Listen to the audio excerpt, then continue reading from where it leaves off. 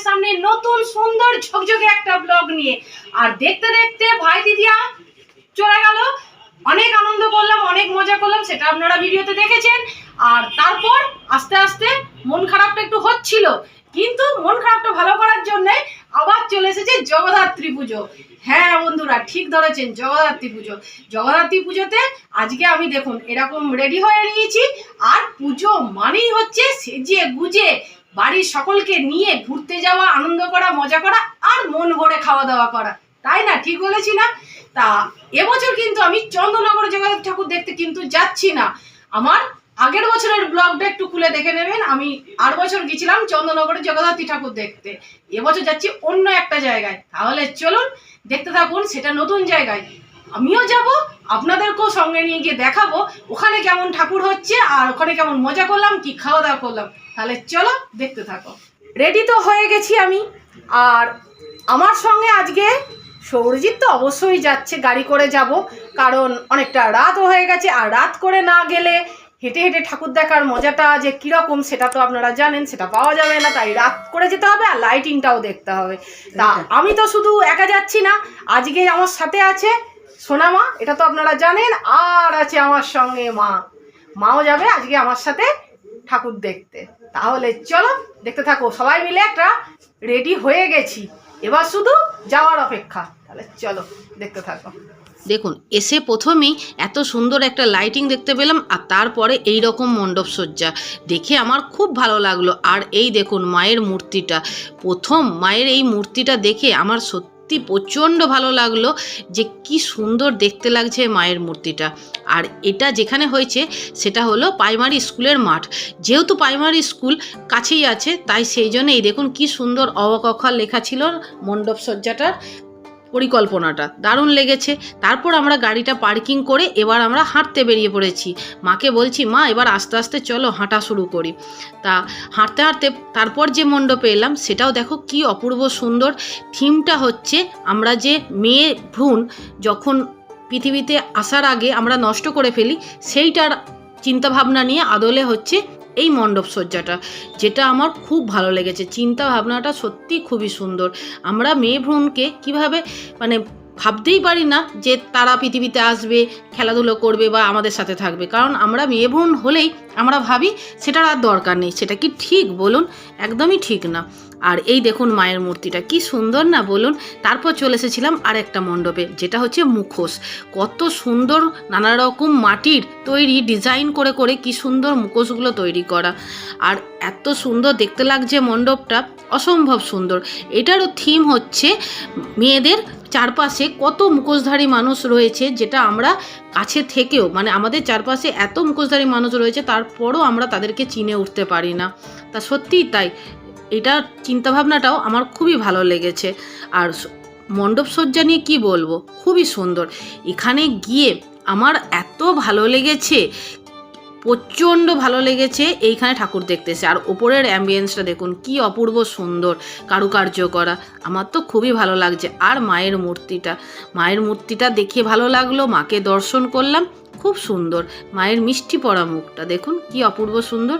আর তারপর বেরিয়ে পড়লাম আর একটা মণ্ডপে। আর এই মণ্ডপের এই যে মূর্তিটা দেখছেন, যে একজন মানুষ লাঙল নিয়ে যাচ্ছে, এই মূর্তিটা কিন্তু অরিজিনাল একজন মানুষই ধরে রয়েছে, যেটা দেখে আমি সত্যি হতবাক যে কতক্ষণ ধরে উনি ধরে রয়েছেন। আর কত দেখুন এখানে কোদাল রয়েছে। সোনামা তো আবার হাসতে হাসতে বলেই ফেললো, মা কেউ আবার কোদাল একটা না চুরি করে চলে যায়। আমি বলছি না না, কেন যাবে, এনারা এত সুন্দর করে মণ্ডপ সজ্জা করেছেন। আর এই দেখুন ভেতরের অ্যাম্বিয়েন্সটা কি অপূর্ব সুন্দর না বলুন। আর এই ভেতরের যে লুকটা রয়েছে এগুলো সব কিন্তু মাটির তৈরি, একদম কাঁচা মাটির, ভেতরে গন্ধ বেরোচ্ছিল, দারুণ লাগছিল। আর তারপরে মায়ের অপূর্ব মূর্তি, আর কত বড় মায়ের মূর্তিটা দেখুন, এত সুন্দর দেখতে লাগছে, দারুণ লাগছে দেখতে। আমার তো খুবই ভালো লেগেছে। এরপর চলে এসেছিলাম পানের দোকানে। এখানে আসার পর আমার অনেক দিনের একটা সুপ্ত বাসনা পূরণ করলাম, সেটা হচ্ছে এই ধোঁয়া বিস্কুট খাওয়ার একটু ইচ্ছে ছিল, মানে স্মোকি বিস্কুট। তা দেখুন এখানে কত রকমের পানও এরা রেডি করে রেখে দিয়েছেন। তা আমি আজকে পান খেলাম না, খাবো এই স্মোকি বিস্কুট, যেটা অনেক দিন ধরে আমার ইচ্ছা ছিল। একটু ভয়ও লাগছিল, কারণ যেহেতু আমি এর আগে কোনো দিন খাইনি, তা খাওয়ার পর এর ফিলিংসটা না জাস্ট অন্য লেভেলের, মানে ভাষায় প্রকাশ করা যাবে না, দারুণ লেগেছে। শুধু আমি একা খাইনি, আমি খাওয়ার পর সোনামাকে বললাম তুইও একটা খেয়ে দেখ, না হলে বুঝবি কি করে কেমন এর ফিলিংসটা হচ্ছে। তা সোনামায়ের খেয়ে তারও খুব ভালো লেগেছে। আবার শুধু মেয়ে খেয়েছে তা নয়, আমার মাও একটা খেয়েছে, মায়েরও ভালো লেগেছে। সৌরজিৎকে বললাম তুমি একটা ট্রাই করে দেখোই না। সৌরজিৎ বলল না থাক, ঠিক আছে তোমরা খেয়েছো, এটাতেই আমার আনন্দ। এরপর চলে এলাম বেলুনের দোকানে, যেটা আমার মেয়ের একদম খুব ভালো লাগার একটা জায়গা, যেটা বেলুন দেখলে আমার মেয়ে একদম নিজেকে আর কন্ট্রোল করতে পারে না। আর এই বেলুনটার ভেতরে না লাইট জ্বলছে, যেটার জন্য আমার মেয়ে আরও খুশি, ওটা কিনতেই হবে বলে। এরপর মেয়ে একটু এগরোল খেয়ে নিল, মেয়ে, মা আর হচ্ছে সৌরজিৎ, তিনজনাই খেয়েছে। এরপর আবার হাঁটা শুরু করলাম। আর কি সুন্দর গেটটা দেখলেন। তারপর এই দুপাশে রয়েছে এরকম সুন্দর রকমারি নানা রকমের মেলা, আর তার সঙ্গে কসমেটিক্সের দোকান, আর কত লোকের ভিড় দেখুন। এরপর চলে এলাম আরেকটা মণ্ডপে। দেখুন এটা হচ্ছে তারাপীঠের আদলে এই মণ্ডপটা। আর এখানে মায়ের সজ্জাটা কিন্তু গোল্ডেন কালারের, দারুণ লাগলো। আমরা জগদ্ধাত্রী ঠাকুর দেখতে গেলে কি দেখি যে সাদা উপরে ডাকের সাজ মায়ের, তাই না বলুন? এটাতে আমরা অভ্যস্ত, আর ওইটাতেই আমাদের দেখতে আরও বেশি সুন্দরও লাগে। কিন্তু এই গোল্ডেন সাজের মাকে দেখতেও বেশ সুন্দর লাগছে। মায়ের এই রূপটা আমার বেশ ভালো লেগেছে, খুব সুন্দর। আর তারপর ওখান থেকে বেরিয়ে দেখছি এখানে এত বড় একটা মেলা বসেছে। এই মণ্ডপটা যেখানে হয়েছে তার চারপাশটা অনেকটা বড় মাঠ আর ফাঁকা এরিয়া রয়েছে, যার ফলে এখানে কত বড় একটা মেলা বসেছে। দেখুন নাগরদোল্লা, তারপরে হচ্ছে বাচ্চাদের নাগরদোল্লা, অনেক কিছু ছিল। এরপর চলে এলাম আর একটা মণ্ডপে। এই সমস্তগুলোই কিন্তু আমরা পায়ে হেঁটে ঘুরেছি। আর এই মণ্ডপের ভেতরে মায়ের রূপটা এটাও খুব সুন্দর দেখতে লাগছে। প্রত্যেকটা মায়ের রূপ একদম অনবদ্য, কোনটাকে ছেড়ে কোনটার আলোচনা করব, তাই না বলুন? মায়ের প্রত্যেকটা রূপেই আমরা খুব খুশি থাকি, মা যেভাবে থাকেন সেভাবেই তাকে দেখতে খুশি থাকি, তাই না বলুন? আর এখানের গেটগুলো দেখুন, প্রত্যেকটা কি সুন্দর, একদম চন্দননগরে যেন মনে হচ্ছে চলে এসেছি। কিন্তু এবছর যেহেতু আমি চন্দননগরে যেতে পারলাম না, তাই একটু মনটা খারাপ করছিল। তা সৌরজিৎ বলল মন খারাপ করছো কেন, আমাদের বাড়ির কাছেই রয়েছে বইচি, চলো বইচি থেকে তোমাকে আমি জগদ্ধাত্রী ঠাকুর এবার দেখিয়ে নিয়ে আসি। আমি বললাম তাহলে চলো। বললো ওখানেও দারুণ হয়, একটুও কমতি মনে হবে না তোমার। আমাদের যেমন জগদ্ধাত্রী ঠাকুর মানেই প্রথমে মনে পড়ে কৃষ্ণনগর আর তারপর চন্দননগর। তা আমার দু জায়গাতেই ঠাকুর দেখা হয়ে গেছে, কিন্তু এই বইচিতে সেইভাবে আমার ঠাকুর দেখা হয়নি। হয়তো এসেছিলাম টুকটাক সামনের দিক থেকে দু একটা দেখে চলে গিয়েছিলাম, তখন তো ভিডিও এত করতাম না, তাই তোমাদের সঙ্গে শেয়ারও করা হয়নি। তা এইবার একদম মন স্থির করে জোর কদমে চলে এলাম যে এবার বইচির জগদ্ধাত্রী ঠাকুর দেখবো, আর তোমাদের সঙ্গে সেটা শেয়ার করব। আর অনেকটা রাতে আসবো, যাতে বেশি ভিড়ের চাপটা না থাকে। দেখো তোমাদের সঙ্গে কথা বলতে বলতে 2-3টে ঠাকুর চলে গেল, তাই না? তোমাদের দেখানো হলো যে প্রত্যেকটা ঠাকুর কি সুন্দর দেখতে, আর তার সঙ্গে লাইটিংগুলো সত্যিই সুন্দর লেগেছে। আমার মায়ের তো খুব ভালো লেগেছে। এইভাবে এতগুলো ঠাকুর একসঙ্গে দেখব মা নিজেও বুঝতে পারেনি। কারণ কি, কারণ মায়ের তো শরীরটা ভালো না, বয়সও হয়েছে। আর এই দেখো কি সুন্দর লাইটিং, আর তোমরা তো সকলেই জানো আমার এই রকম লাইটিংয়ের তলা দিয়ে যেতে দারুণ লাগে।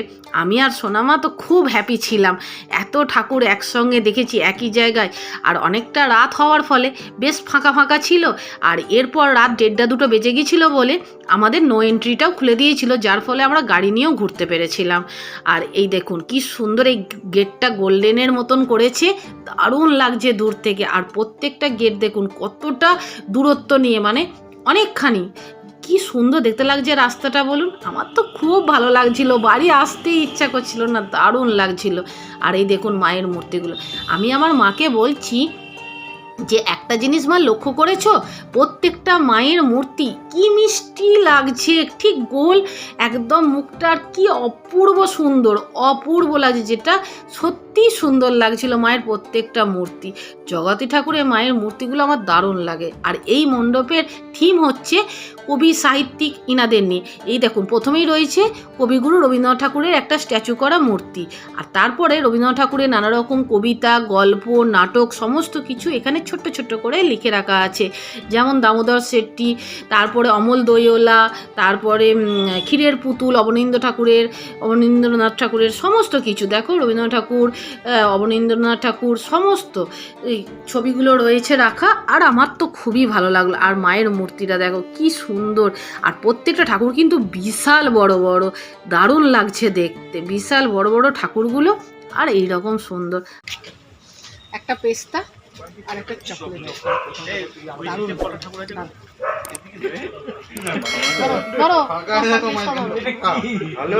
সৌরজিৎ খাবে পেস্তা।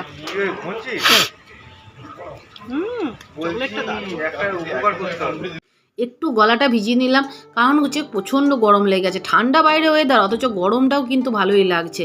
আর কি সুন্দর লাইটিংগুলো বলুন, প্রত্যেকটা লাইটিং আলাদা আলাদা আর দারুণ লাগছে, পুরো মন ভরে গেছে আমার লাইটিং দেখে, এত ভালো লেগেছে। এরপর চলে এসেছি আরেকটা মণ্ডপে, দেখো বাইরে থেকে কত ফুলের সজ্জা, আর মায়ের মূর্তিটা দেখে আমি তো পুরো অবাক, কত সোনার জিনিস দিয়ে মায়ের মূর্তিটা সাজানো, দারুণ লাগছে মাকে দেখতে, এখানে দারুণ, দু চোখ ভরে মাকে দেখলাম। আর ভেতরের সুন্দর করে কারুকার্য করেছে এই ফুল দিয়ে, সব ফুলগুলো এত সুন্দর দেখতে লাগছে কি বলবো। তারপর চলে এসেছি আরেকটা মণ্ডপে, আর এই দেখো আবার সেই লাইটিংয়ের গেট, আর পুরো বইচি শহরটা আমরা সেদিনকে পুরোটা ঘুরে দেখেছি। রাত 3টেই বাড়ি এসেছি জানো বন্ধুরা, রাত 3টেই সমস্ত ঠাকুর দেখেছি, ছোট বড় সমস্ত ঠাকুর। অনেকগুলো আবার ভিডিও করতে ভুলে গেছি, তখন ক্যামেরা অন করা হয়নি, ভিডিও করা হয়নি। এই দেখো মায়ের আর একটা মূর্তি, এত ঠাকুর যে একসঙ্গে দেখেছি আমরা নিজেরাও সেদিন বুঝতে পারিনি। তারপর বাড়ি এসে আমি এখন এডিট করতে গিয়ে এখন দেখছি যে কত ঠাকুর আমার সেদিনকে দেখা হয়ে গেছে। আশা করি ভিডিওটা তোমাদের কেমন লাগলো, ভালো লেগেছে। যদি ভালো লেগে থাকে তাহলে প্লিজ ছেড়ে যাওয়ার আগে আমার চ্যানেলটাকে সাবস্ক্রাইব করে দেওয়ার অনুরোধ রইল। প্লিজ আমার চ্যানেলটাকে সাবস্ক্রাইব করে দেবেন, একটা লাইক দেবেন, আর কমেন্ট করে জানাবেন কেমন লাগলো আজকের ভিডিও। আজ এ পর্যন্তই, দেখা হবে তোমাদের সঙ্গে নেক্সট আর একটা নতুন সুন্দর ভিডিওতে। ততক্ষণের জন্য সবাই খুব ভালো থেকো।